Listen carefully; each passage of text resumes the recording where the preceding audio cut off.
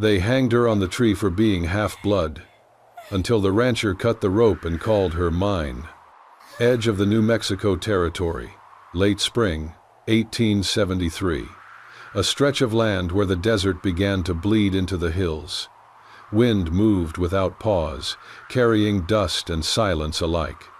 The sun hung high, unrelenting, pouring down over cracked earth and thornbrush.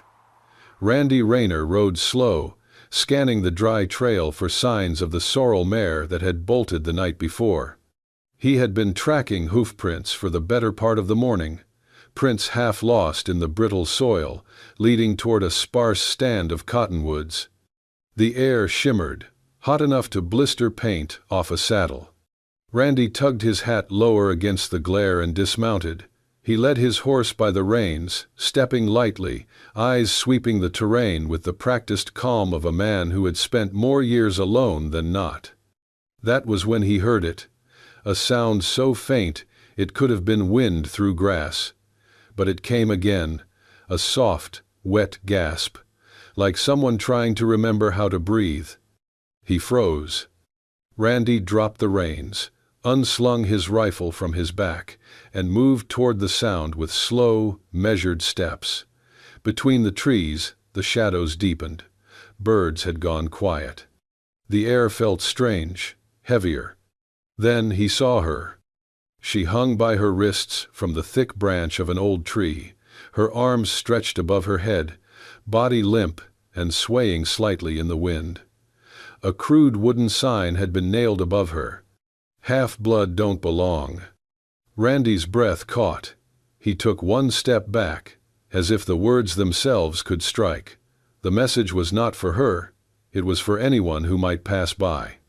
The girl's skin was sun-dark and streaked with grime. Her long black hair clung to her face in damp ropes. Her dress, what was left of it, was torn, dust-covered, smeared with dried blood. Her legs hung useless, feet barely brushing the dirt.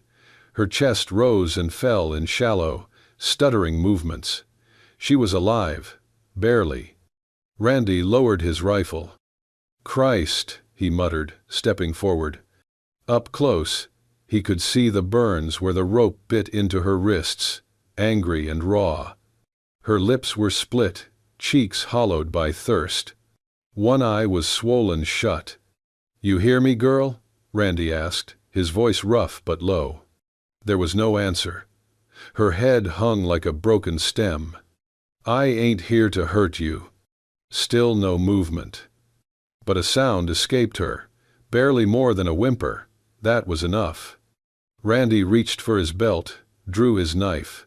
His fingers hovered at the rope, hesitating for the briefest second. That sign still loomed, red and jagged like a warning carved in flesh. Then he whispered, almost to himself, "Not today." With one clean stroke, the knife sliced through the rope. The girl fell forward. Randy caught her just in time. She collapsed into his arms, light as smoke, burning with fever. Her head lolled against his chest. For a moment, she blinked, dazed and unfocused, lips moving without sound. Then her fingers clutched weakly at his shirt, and her body went still. Randy crouched down, cradling her with one arm while reaching for his canteen with the other. He poured a few drops onto a scrap of cloth and dabbed at her mouth. "Easy now," he murmured. "You're safe, at least for the moment." The wind stirred the branches above. The sign creaked. He looked up at it again, then at her, and without another word, he stood, lifting her into his arms. She didn't weigh more than a sack of oats. "You got a name?" he asked, already knowing she wouldn't answer. Silence. "Guess we'll find one." He turned away from the tree, from the sign, from whatever curse they had tried to hang her with. His boots crunched softly over the dry leaves as he walked back toward his horse. Behind him, the sign still swung in the wind, but the girl was no longer beneath it. Later that evening, Randy's ranch, a modest cabin and barn tucked into a dry ravine, miles from any town. The land stretched empty in every direction, broken only by sagebrush and rock. The sun dipped low as Randy Rayner rode into the hollow. Naomi lay sideways in the saddle, unconscious but breathing. Randy dismounted and gently lifted her down, cradling her as if she were glass. The cabin door creaked open under his boot. Inside, the air was cool and smelled of cedar and dust. A single cot stood near the window. He laid her there carefully, then covered her with a clean wool blanket. She stirred, brow twitching, her fingers curled slightly. "Easy," Randy whispered. He lit the oil lamp, its glow flickering against rough wooden walls. Then he crossed the room, fetched his basin, and poured in water from the jug. He warmed it over the stove and returned, crouching beside her. Her face was bruised and dry, streaked with sweat and blood. Without speaking, Randy dipped a cloth into the water and began to clean her skin, gentle, slow, never rushing. He worked with the care of someone used to mending broken things, and afraid this one might fall apart if he wasn't careful. He cleaned her wrists last. The raw grooves from the rope were deep, angry. He paused. His hand hovered above her arm. Then, steady as breath, he wrapped the wounds in linen, tied each knot loose but firm. Hours passed. The wind picked up outside, rattling the shutters, but inside the cabin it was still. Naomi hadn't spoken, not even in sleep. Randy sat on the floor by the door, watching the shadows shift. Then, sometime after midnight, she stirred again. Her eyes opened, wide, dark, and filled with panic. She jerked upright in the bed, gasping. Her hands clawed at the blanket as if trying to fight her way out. Hey, now," Randy said, standing quickly but keeping his distance. "You're all right. You're safe here." Naomi looked around the cabin, her breathing sharp and uneven. Her gaze landed on him. She flinched back. Randy didn't move closer. "I ain't them," he said softly. "I ain't here to hurt you." She said nothing, just stared, eyes wild. "You don't have to talk. Don't even have to stay," he added. "But I cut you down for a reason, and it wasn't to see you die slow in my house." Her mouth opened. No words came. Randy walked to the shelf, took a cup, and poured water from the jug. He set it on the table by her bed, then stepped back. Naomi watched every movement like a hunted animal. He sat in the corner again, away from her. Silence fell. The wind outside howled, but the cabin held. Eventually, Naomi reached for the cup. Her hands trembled, but she drank. Randy saw it the moment something shifted. The way her shoulders eased, just slightly. The way her eyes no longer looked through him, but at him. Still guarded, still silent, but not empty. She lay back down slowly, cradling the cup. Randy didn't speak again that night. He just watched her drift into sleep. The water half finished in her lap, the linen on her wrists stained faintly red. In the dark, he whispered, mostly to himself, "You're safe here. That's all you need to know." And in the silence that followed, she didn't speak, but she didn't run. The wind blew dry and sharp across the Rayner ranch, stirring the sand into restless curls that skittered over the hard-packed earth. It had been over a week since Randy brought Naomi back, and the silence between them had grown more settled, like a pact neither had spoken aloud. But something else had begun to shift in the air, an unease that he could not quite place. Randy noticed it first in the morning light. A set of footprints, too narrow and too fresh to be his. They curved along the edge of the barn, then disappeared behind the well. The soil there was soft, still holding the print like a memory. Someone had been watching. He kept the discovery to himself, but from that day on, he started sleeping with his rifle laid across his lap, propped against the edge of the door. He double-checked the lock every evening, scanned the horizon for signs of movement before letting the horses out to graze. Each night, He sat on the porch long after the sun dipped below the distant ridges, the lantern at his feet casting flickering shadows across his boots. Naomi had not yet stepped outside. She stayed mostly by the window, wrapped in Randy's old coat, watching the world with guarded eyes. But that changed one evening, just as the last rays of sun stained the ground blood red and the air cooled with the coming of night. Without a word, she pushed the door open and stepped barefoot into the yard. Randy looked up sharply from where he sat whittling a piece of driftwood. He said nothing, only watched as she walked slowly across the dust, her feet light and cautious, like she was relearning the weight of the earth beneath her. In her hand was a long, slender stick. She knelt in the open space near the barn and began to draw. Randy rose, curiosity prickling at the edge of his caution. He approached carefully, not wanting to disturb whatever had pulled her outside. Naomi didn't flinch when he stopped a few feet behind her. Her focus stayed on the dirt as the lines took shape, arching curves, pointed wings, a body flaring into flame. It was a bird, mid-flight, wrapped in fire. "What's that?" Randy asked softly, voice low like it might spook her. She didn't look up. "It's my family's sign," she said, her voice raspy but sure. "Firebird." The silence held for a long beat. Randy crouched beside her, studying the lines. "My mother used to paint it on our tent poles," she continued. "We believed the firebird was a spirit of protection, fierce but never cruel. It flew through flames so others could survive." Her voice caught. "I was supposed to die with them." Randy didn't move. She spoke slowly, as if her throat burned with each word. "They said we killed a white rancher's wife. But we didn't. It was her husband. He beat her. Everyone knew. But we were different. So they blamed us." Naomi's fingers clenched around the stick. "The soldiers came first, then townsfolk, with fire, with ropes. I ran. I saw my brothers shot down outside our tent. My mother," she screamed, "until the flames took her." She dropped the stick. "I was just a girl. They tied me up like some warning. I thought I would die under that tree." Her shoulders trembled, but she didn't cry, not yet. Her eyes stared into the dirt, at the flames she had drawn.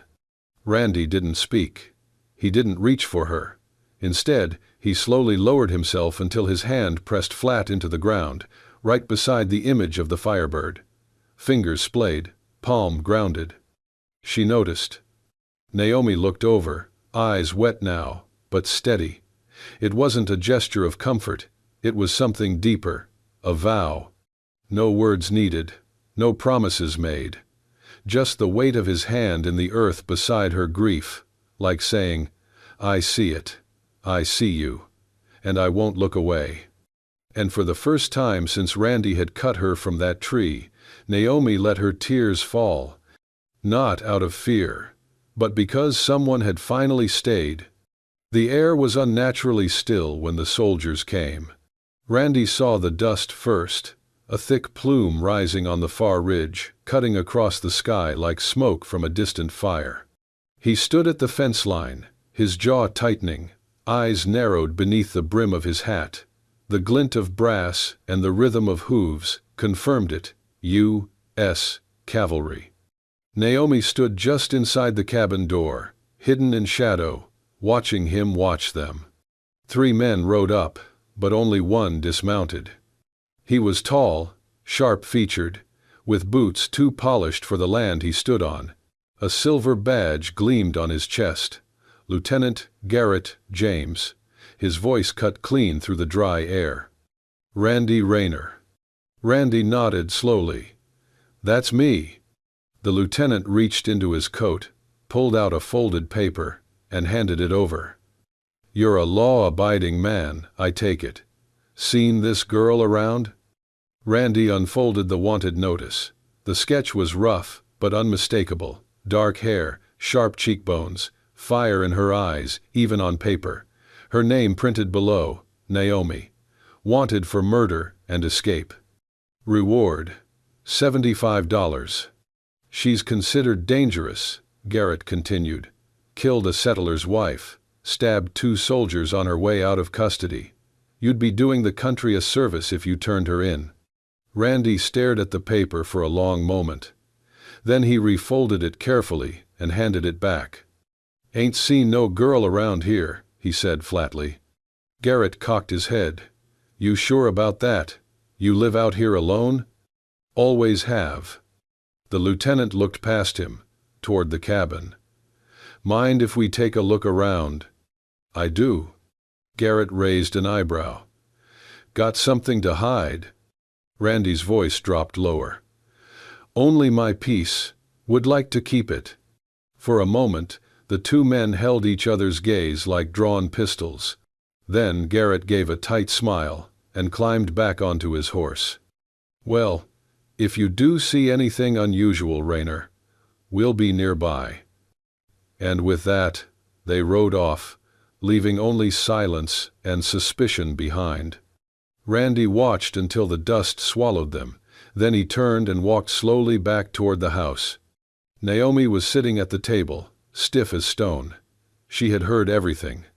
When he stepped inside, she didn't speak at first. She just looked at him with those wide, dark eyes, half afraid, half something else. Then, quietly, she asked, "Why did you lie for me?" Randy set his hat on the peg, then looked at her for a long time, searching for the right words.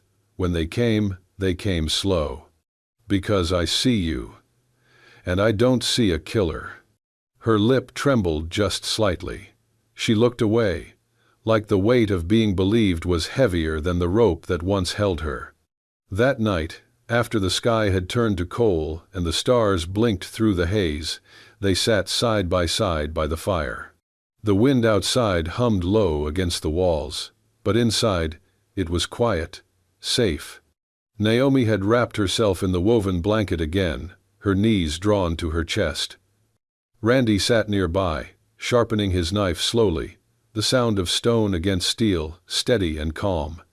After a long silence, Naomi shifted. She turned toward him, eyes reflecting the firelight, and slowly reached out. First, she placed her hand on her own chest, right over her heart.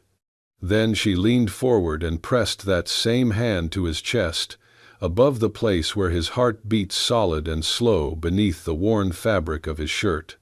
Randy froze. She didn't speak, she didn't need to. The meaning pulsed between them, quiet and fierce. I am still here, and so are you. His hand rose, not to stop her, not to question, but to cover hers, fingers entwined. In the crackling glow of the fire, something shifted. Not a confession, not a vow, just understanding, and for the first time, neither of them felt alone.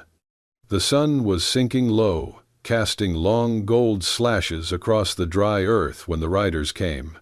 Randy heard them before he saw them, hooves pounding dirt, voices sharp with the kind of anger that liked to travel in packs. He stepped out onto the porch, rifle slung casually across his back, hat brim shadowing his eyes. 5 men rode into the clearing. At the front was Joe Cormack. Joe had always been a bad man wearing a good man's badge, back when he wore one. Now he was just leather and guns and a mean grin that stretched too far across his face. "Well, hell," Joe called, swinging down from his horse. "You always had a way with strays, Randy, but this one's trouble."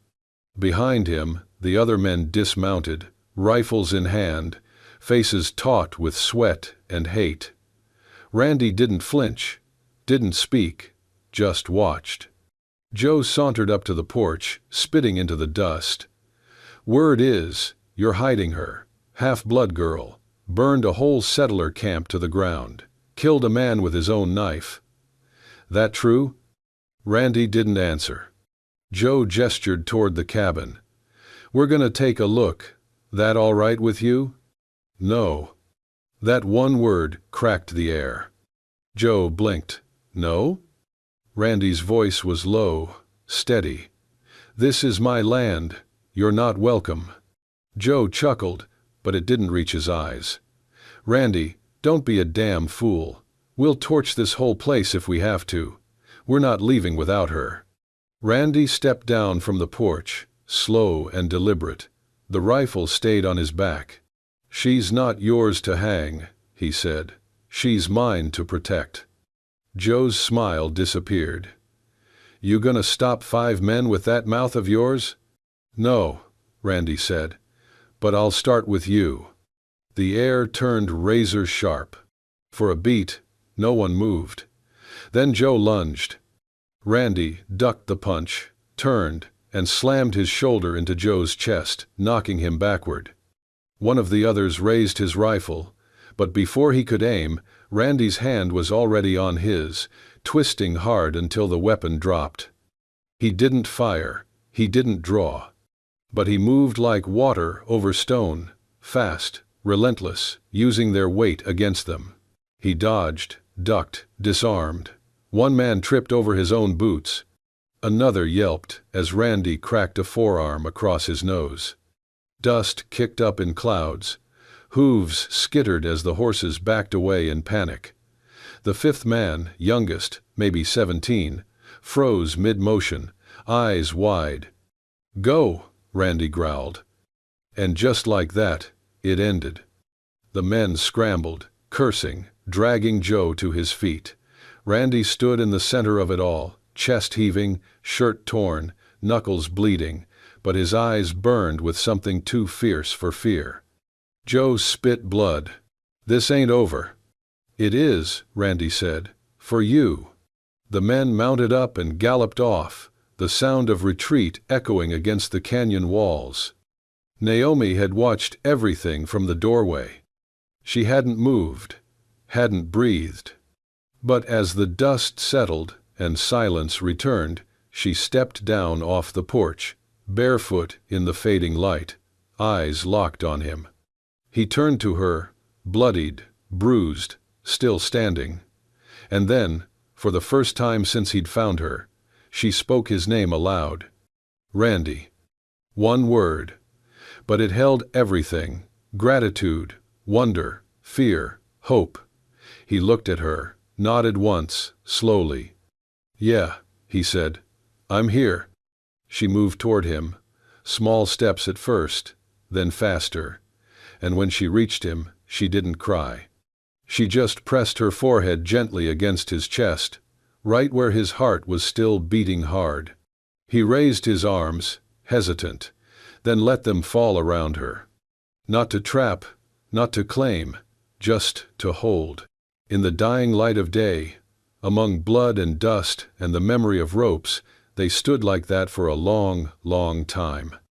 The wind had softened that night, whispering low through the sagebrush as if the desert itself had grown tired.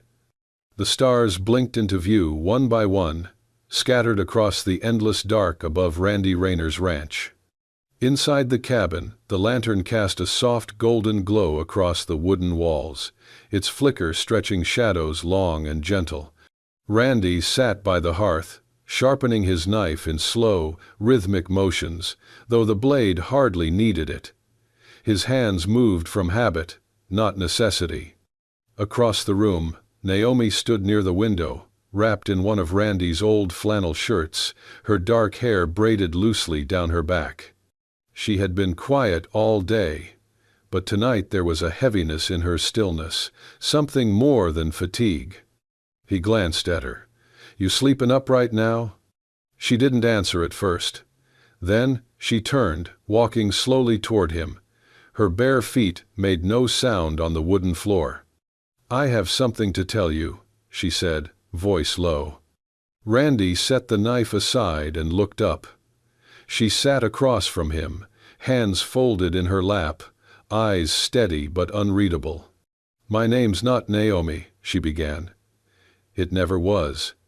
Randy didn't blink. He waited. She took a breath. "My real name is Sayan. It means bringer of life. My mother named me on the night of a blood moon. She said it was a sign I'd carry fire and healing in equal measure." Sayan. The word seemed to shift the air itself. I was 6 when she taught me to paint firebirds on bark, she continued, her voice distant. She said they flew between worlds, messengers, watchers, survivors. The night they came, the soldiers, the men from town, she painted one on the door of our tent. Her hands trembled now. They dragged us outside. I still remember the way her eyes looked when they set the tents on fire. She didn't cry. She didn't scream. She just stared at them, like she was memorizing the faces of every man who did it. Randy leaned forward, elbows on his knees, watching her as if the sound of her voice was a rare and fragile thing. She pushed me into the hollow beneath the roots of a fallen cedar, Cyan said. Told me to stay quiet. That if I lived, I'd have to carry something, not hate, not revenge, but the truth. She finally met his gaze. You want truth, Randy? Here it is, her voice cracked. If I wasn't half white, if I didn't have your blood in me too, would you have still cut me down from that tree? He didn't answer right away. Instead, he reached across the space between them and placed his hand gently against her cheek. The calluses on his fingers felt like worn leather, but his touch was tender, steady. I don't love your blood, he said quietly. I love the fight inside it. Cyan's lips parted slightly, a sharp breath catching in her throat. Her eyes searched his, and something old inside her, something that had braced for betrayal every day since the fire, began to soften. Then, slowly, she leaned forward. Their foreheads touched first, then their lips. The kiss was not desperate, not a hunger. It was a release, of fear, of silence, of the weight they had both carried too long. It lasted just long enough to say what neither of them had the words for. When they parted, she let her forehead rest against his. He kept his hand on her cheek, thumb brushing just below her eye. You believe me? She asked, almost a whisper. I believed you the moment you drew that bird in the dirt, Randy murmured.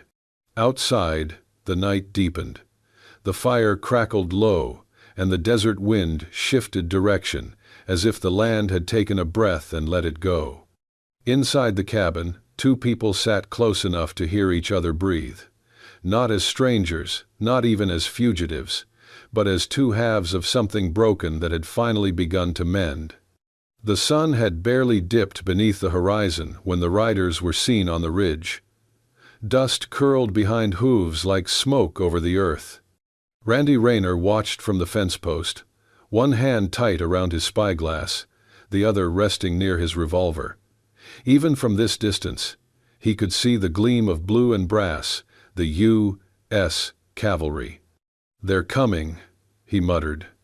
Inside the cabin, Cyan stood at the window, her arms wrapped around her waist. She didn't flinch. Her eyes stayed fixed on the hills, as if by watching them she might slow the inevitable. A soft knock on the open door made her turn. Randy stepped in, removing his hat, his face drawn with the weight of a choice already made. I saw the flag, he said. They're about a day out, maybe less if they ride hard. Cyan nodded once, slowly. You knew they would come. I did. And you stayed.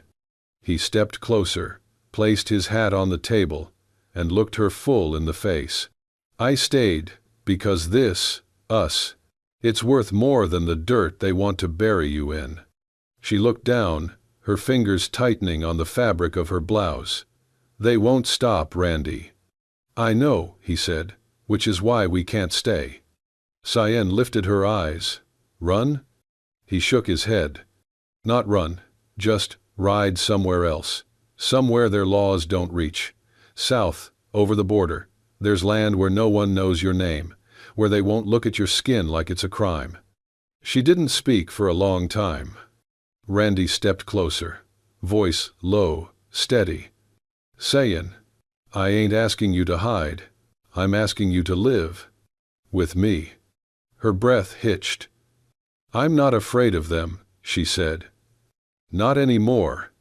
I know, he replied. I'll go, she said. But not to escape.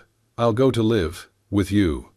A silence passed between them, soft, full, final. Then she smiled. It was small, sad, and true.